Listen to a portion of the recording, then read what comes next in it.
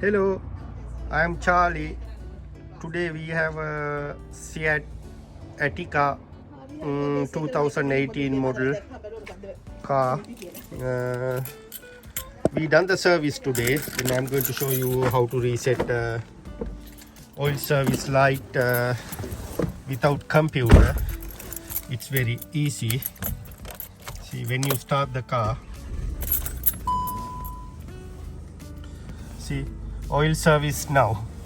What we have to do, switch off the engine, and after that press and hold this button and switch on the ignition. When you're going to switch on the ignition, no need to press any pedals, leave it as it is, because if you press clutch pedal, then the vehicle will going to start. If vehicle will start, you can't do the reset this one, but you have to leave it the pedal alone. And I'm going to show how to do it now. Switch off the engine.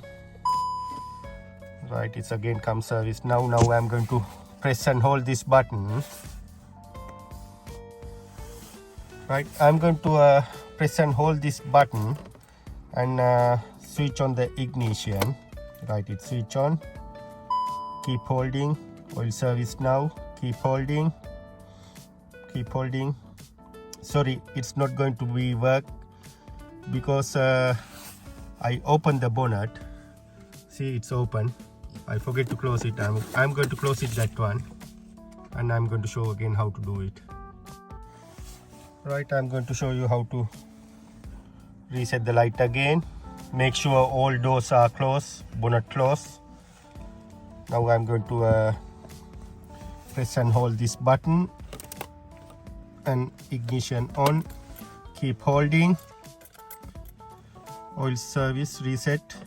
Press again. Service interval reset. Now switch off the ignition and switch it on. And I'm going to start the car now. Right, service light disappeared.